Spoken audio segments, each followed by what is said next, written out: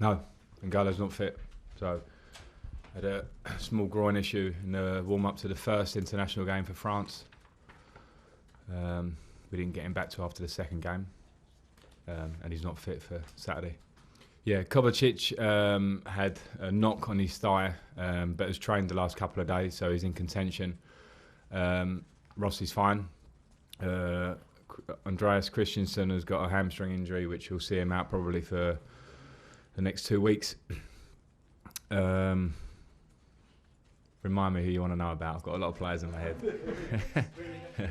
Rudiger is training outside with the physios, which is a progression for him. Had a tough injury with some stop-startness to it, which has been unfortunate for everybody. But he's outside, he's positive.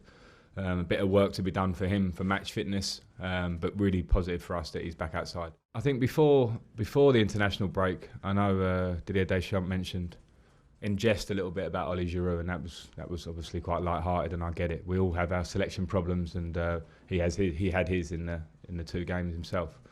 But the Kante one was not a laughing matter, because we communicated before the last international break, because he was injured, so couldn't go. So let's think of what benefits the player. He didn't go. We both agreed on that. So that's how things should work. And after the first game, when he pulled out, he then had a fitness test the day before the second game. Clear that he couldn't play. He then sat on the bench on the evening of the game. So that's not communication. So it's not such a laughing matter, I suppose. And it's more for Kante himself, because he's not an inexperienced player. He's been around the block. He's won World Cups. He's been a fantastic player. So I think that could have been handled better for sure. No, there was our doctors were speaking, and there was some time where things weren't coming back to us as I'd expect them to come back.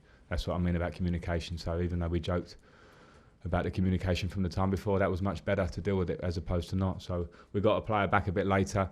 I understand when players are on international duty, they're their player as such, but it was quite clear he wasn't fit to play. So from our point of view, we would have wanted him back to work on him, but it's been and gone.